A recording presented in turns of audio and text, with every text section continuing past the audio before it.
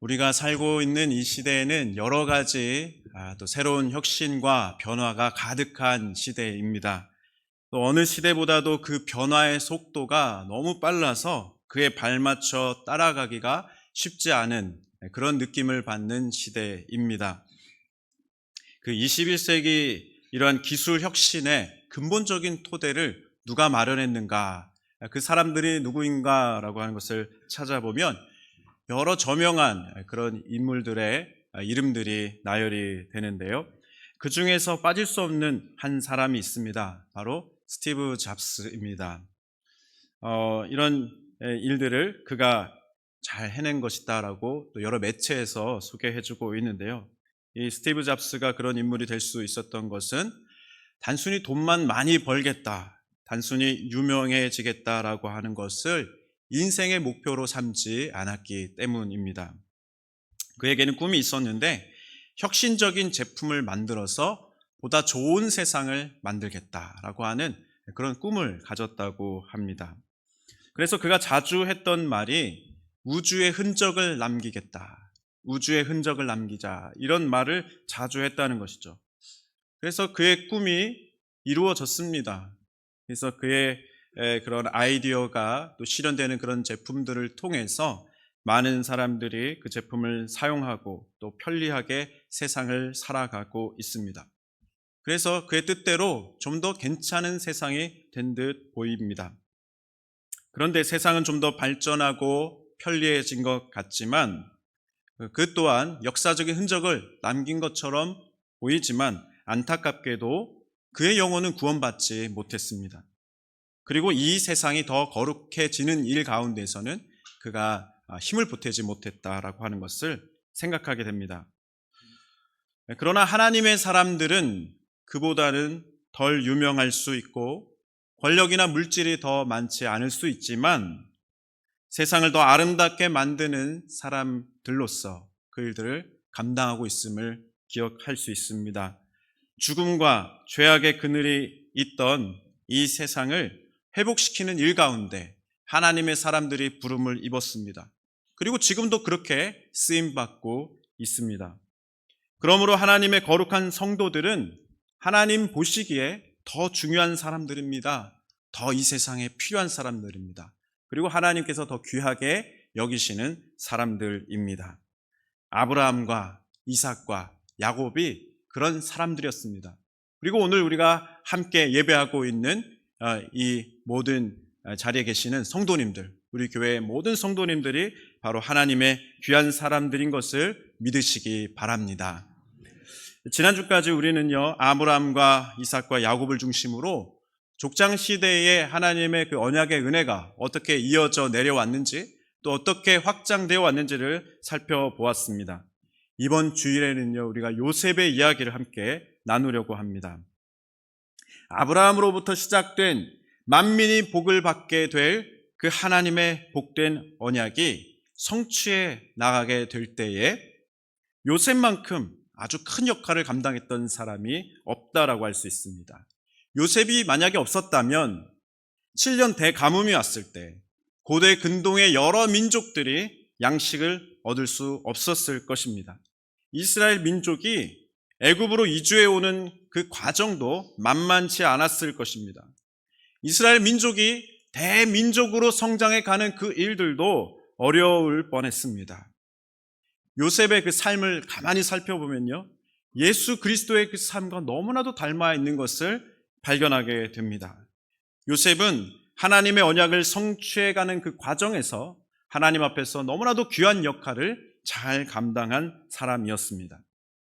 그런데 이 야곱에게는 요셉 말고도 아들들이 참 많이 있었습니다. 르우벤이 있었고, 시므온이 있었고, 레위도 있었고, 유다도 있었습니다. 여러 유능한 사람들이 많이 아들들로서 함께 했습니다. 그렇지만 그들 중에서 요셉이 하나님 앞에 선택받은 자가 되었습니다. 다른 아들들보다 요셉이 더 중요한 사람으로 쓰임받을 수 있었던 그 이유는 어디에 있었던 것입니까? 오늘 함께 읽은 말씀을 중심으로 해서 그 이유들을 우리가 함께 찾아보고자 합니다. 간단하게 살펴보면 그 이유가 쉽게 찾아지지는 않습니다. 왜냐하면 요셉은요, 다른 형님들과 또 가족들에게 좋은 사람으로 보여지지 않기 때문에 그렇습니다. 아버지는 그를 너무나도 사랑했지만 형님들은 그렇게 요셉을 생각하지 않았습니다. 요셉이 형들에게 미움을 받게 된 이유는 무엇이었습니까? 1차적으로는 아버지의 편애 때문에 그렇습니다. 요셉은 다른 형들에 비해서 아버지로부터 압도적으로 좋은 대우를 받았습니다. 요셉은 다른 형들이 입지 못했던 채색 옷을 입고 지냈다라고 나옵니다. 채색 옷은요, 원어로 보면은 소매가 긴 옷이었다라는 뜻을 품고 있습니다. 소매가 긴 옷이라고 하는 것은 노동일을 하지 않는 사람이라고 하는 뜻이 있는 것이죠. 또한 그가 미움을 받은 가장 결정적인 이유가 있는데요. 요셉이 조금 눈치가 없었던 것 같아요. 그래서 형들이 듣기 싫어하고 분노할 만한 그 이야기를 자주 이야기하는 거예요. 그리고 형들과 함께 있으면서 형들이 조금만 잘못을 하면은 바로 달려가서 아버지에게 형들의 잘못을 이야기하는 사람이었습니다. 그래서 요셉은 형들에게 더 미움을 받게 되었습니다. 그리고 그 꿈에 대한 이야기를 할 때 형들이 더 기분이 안 좋았던 것은 그 꿈이 장차 요셉이 그 야곱 족속의 우두머리가 될 것이다 라고 하는 그런 의미처럼 들렸기 때문입니다. 이런 이유 때문에 요셉은 형들에게 미움과 시기를 받았습니다. 그런데 이런 배경을 아는지 모르는지 야곱은 어느 날 요셉을 부릅니다. 그리고 심부름을 시키는데요. 그 사랑하는 요셉을 불러다가 형들에게로 보냅니다. 지금 형들이 세겜에서 양떼를 치고 있으니 그들이 잘 지내고 있는지, 양떼들이 잘 지내고 있는지 살펴보고 오라는 것입니다. 근데 이것은요, 요셉에게도 그렇고 형님들에게도 그렇고 분명히 반갑지 않은 심부름이었습니다. 오늘 함께 읽은 14절 말씀인데요. 우리 같이 한번 읽어볼까요? 14절 말씀 시작. 이스라엘이 그에게 이르되 가서 내 형들과 양떼가 다 잘 있는지를 보고 돌아와 내게 말하라 하고 그를 헤브론 골짜기에서 보내니 그가 세겜으로 가니라. 세겜으로 보냄을 받은 요셉은 아버지의 그 명을 받아서 세겜 형님들에게로 나아가게 되었습니다. 그런데 세겜에 도착하고 보니까 문제가 발생했습니다. 거기에 형들이 없었습니다. 아버지의 양떼도 보이지 않았습니다. 그렇다면 여러분, 세겜에 아무도 없으면 그냥 돌아와도 되지 않겠습니까? 그런데요, 요셉은요, 거기서 발걸음을 돌이키지 않고 형들이 있는 곳을 계속 찾아다니기 시작합니다. 그러다가 거기에 거류하고 있는 한 사람을 만났는데 형들의 그 최신 뉴스를 듣게 되죠. 그것이 17절 말씀이었습니다. 그 사람이 이르되 그들이 여기서 떠났느니라 내가 그들의 말을 들으니 도단으로 가자 하더라. 형들이 지금 도단에 있다는 겁니다. 그 얘기를 듣자마자 요셉은 도단으로 발걸음을 향했습니다. 여기에서요, 우리는 요셉이 하나님 앞에서 선택되고 쓰임받게 된 이유를 찾아볼 수 있습니다. 그가 얼마나 충성스럽고 신실한 사람이었는지를 우리가 주목해 볼 수 있는 것이죠. 요셉은 아버지의 그 말을 충실하게 따르려고 애쓰는 사람이었습니다. 세겜에서 형들을 만나지 못했다면 돌아오는 것이 그에게 흠이 되지 않았을 텐데 형들을 만나기 위해서 그곳을 샅샅이 찾아다녔고 도단에 있다는 소식을 듣자마자 발걸음을 도단으로 향하여 더 나아갔던 것이죠. 이것은 그가 얼마나 성실하고 충성스러운 사람이었는가라고 하는 것을 보여주는 장면입니다. 하나님은 이러한 충성스러운 요셉을 주목하여 보셨던 것이죠. 여러분, 헤브론에서 세겜까지 거리가 얼마나 되었겠습니까? 도보로 걸어가려면요, 한 3일에서 4일 정도가 걸렸다 그래요. 약 100km 정도 떨어진 거리였다고 합니다. 세겜에서 도단까지는 어느 정도 되었을까요? 한 21km에서 25km 정도 되었다고 합니다. 그래서 하루 정도를 더 가야만 세겜에서 도단까지 도달할 수 있었던 것이죠. 3일에서 4일 동안 형들을 찾아서 먼 길을 왔기 때문에 얼마나 피곤하고 지쳐있는 상태였겠습니까? 근데 그곳에서 형들을 만나지 못하고 도단으로 가야만 한다는 그 얘기를 들었을 때에 요셉은 그 피곤함에도 불구하고 하루를 더 수고하여서 형들에게 나아갔던 모습이 있었던 것입니다. 그런데요, 이 요셉을 더 높이 평가해야 되는 것이 있습니다. 요셉이 아무리 눈치가 없는 사람이었다 할지라도 형들이 자신을 반기지 않을 것이라고 하는 정도는 최소한 알고 있지 않았을까 하는 것이죠. 형들이 자신을 미워하는 것, 반기지 않는 것, 좋은 말로 맞이해주지 않을 것에 대해서 요셉은 분명히 알고 있었습니다. 그런데 그런 불편한 감정들이 있었음에도 불구하고 맡겨진 일을요, 대충 하지 않는 거예요. 충실하게 감당합니다. 말씀하신 대로 맡겨주신 일들을 끝까지 감당하는 모습이 요셉에게 있었습니다. 하나님은 요셉처럼 신실하고 충성스러운 사람을 귀하게 보십니다.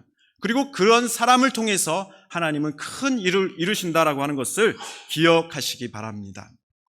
요셉처럼 충성스럽고 신실했던 하나님의 사람들은 또 누가 있습니까? 다윗 왕이 그러했습니다. 다윗 그 소년 시절에 그 다윗은요, 아버지의 양떼를 돌볼 때에 이런 다짐을 합니다. 한 마리도 내가 잃어버리지 않겠다. 한 마리라도 나는 잃어버리지 않겠다. 그 각오를 하고요, 곰을 상대하고 사자를 상대해서 그 양떼를 잘 돌봐 나갑니다. 그러면서 그 양떼를 지키기 위해서 물맷돌을 던지며 연습하고 막대기를 휘두르면서 연습했는데요, 이처럼 그의 신실하고 충성스러운 마음으로 맡겨진 그 일을 잘 감당해 나아갔을 때 나중에는 마침내 골리앗을 쓰러뜨리는 사람이 되었다라고 하는 것이죠. 또한 예수님이 그러하셨습니다.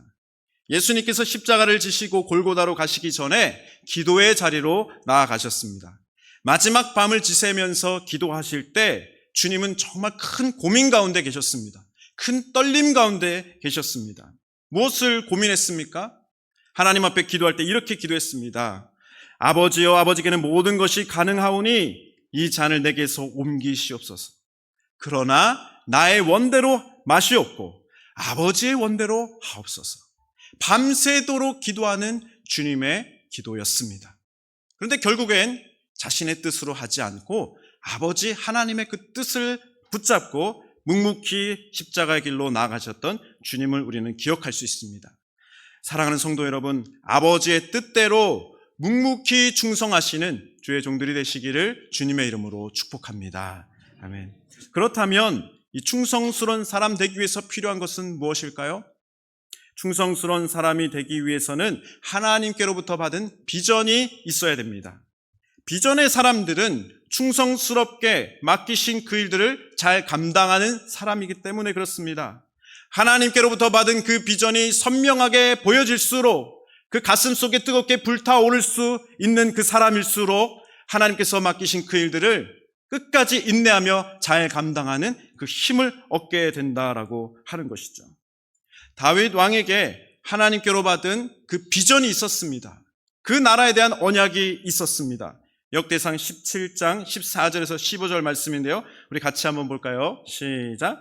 내가 영원히 그를 내 집과 내 나라에 세우리니 그의 왕위가 영원히 견고하리라 하셨다 하라. 나단이 이 모든 말씀과 이 모든 계시대로 다윗에게 전하니라. 아멘. 나단 선지자를 통해서 하나님이 다윗에게 말씀하셨습니다. 다윗에게 꿈꾸고 다윗에게 소망하도록 그 비전을 나단 선지자를 통해서 허락해 주셨는데요, 다윗 왕은 그 하나님의 메시지를, 하나님의 비전을 가슴에 품고 일생 주님을 위해서 순종하고 충성해 나아갔던 것을 기억해 볼 수 있는 것이죠. 예수님께서도 하나님 앞에 충성하며 나아가실 때에 하나님의 비전과 예수님의 그 꿈이 그 마음속에, 그 가슴속에 불타오르고 있었음을 기억할 수가 있습니다. 밤새도록 고민하며 기도하셨던 그 순간이 있었지만 끝까지 묵묵히 그 충성하는 자리를 떠나지 아니하고 순종하며 나아가셨던 것은 하나님의 비전이 선명하게 주님 앞에 보여지고 있었기 때문입니다. 그 비전이 요한복음 17장에 이렇게 나와 있습니다. 17장 2절부터 보면 아버지께서 아들에게 주신 모든 사람에게 영생을 주게 하시려고 만민을 다스리는 권세를 아들에게 주셨음 이로소이다. 영생은 곧 유일하신 참 하나님과 그가 보내신 자 예수 그리스도를 아는 것이니이다. 그 다음은 우리 같이 볼까요? 시작. 아버지께서 내게 하라고 주신 일을 내가 이루어 아버지를 이 세상에서 영화롭게 하였사오니. 아멘. 예수님은 누구든지 주 예수를 믿는 자들에게 영생 얻게 하시고자 그 비전을 마음에 품고 십자가의 길을, 골고다 언덕을 끝까지 올라가셨던 것입니다. 요셉에게도 하나님께로부터 받은 확실한 꿈과 비전이 있었습니다. 확신이 너무나도 넘쳐났기에 그 뜻에 대해서는 그가 모든 것을 다 깨닫지는 못했지만, 그러나 형들이 불편해하는 것도 알고 있었고 듣기 싫어하는 것도 알고 있었지만, 청하건대 내가 꾼 꿈을 들으시오, 청하건대 내가 꾼 꿈을 들어주시오라고 이야기했던 것을 생각해 보게 되는 것이죠. 하나님이 그에게 허락해 주신 그 비전이 너무나도 선명하고 그것이 너무나도 확실하게 그에게 주어졌기 때문에 그때부터 그는 그 꿈을 붙잡고 그 비전을 붙잡고 살아가게 되었던 것입니다. 그러나 그 꿈 때문에 요셉은 미움을 받게 됩니다. 죽임당할 뻔한 그 위험에 처하기도 했습니다. 그리고 나중에는 종으로 팔려가게 되었습니다. 그러나 여기서 우리는 한 가지를 더 기억할 수 있어야 됩니다. 세상이 그 꿈과 비전을 가볍게 여길지라도 흔들리지 말아야 한다는 것입니다. 세상은 꿈의 사람들을 통해서 더 아름다운 세상으로 변화되기 때문입니다. 형들은 요셉이 며칠 동안 고생하면서 도단까지 오게 되었는데 그를 멸시합니다.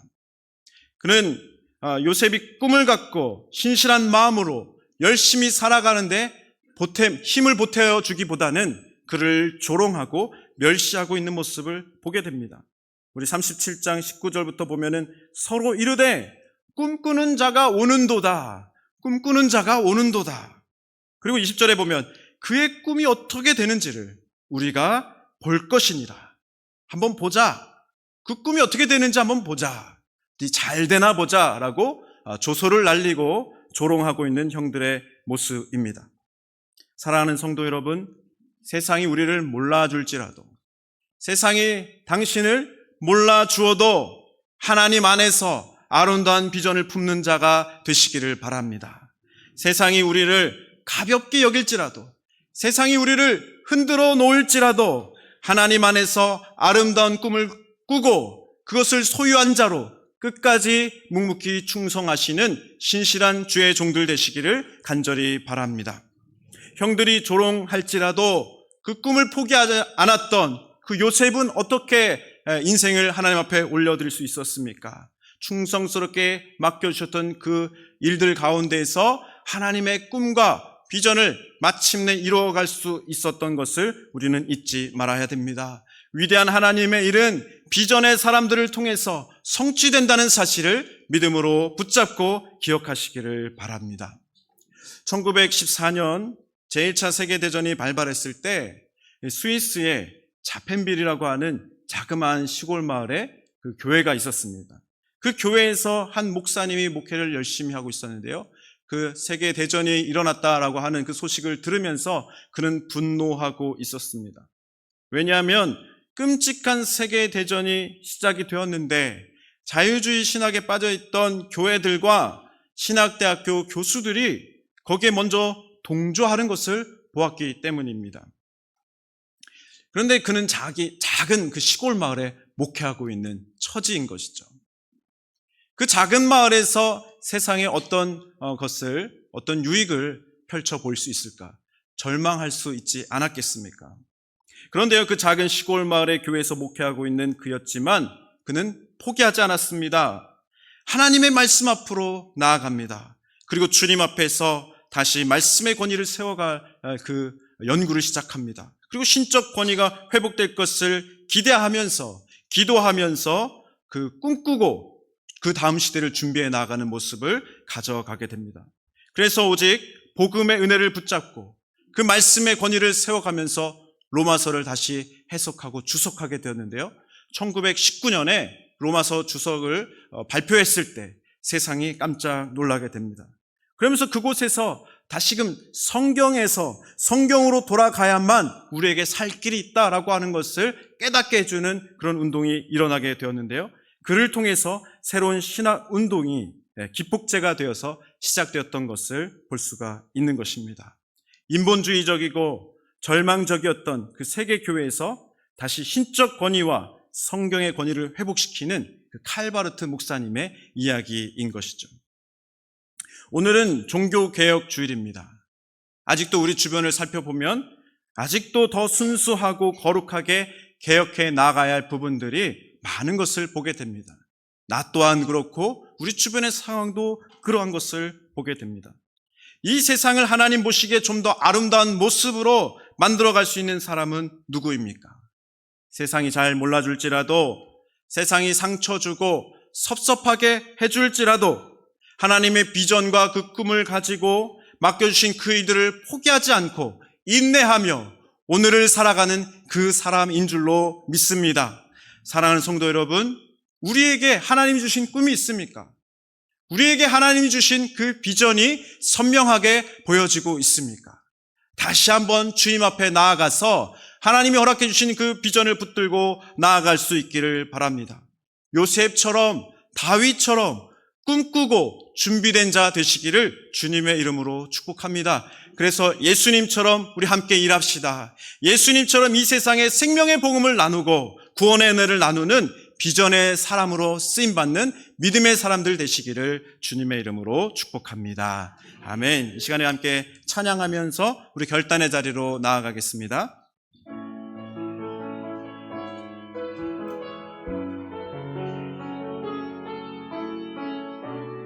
우리를 통해서 큰 영광 받으실 주님 바라보시면서 주님 큰 영광, 주님 큰 영광 받으소서.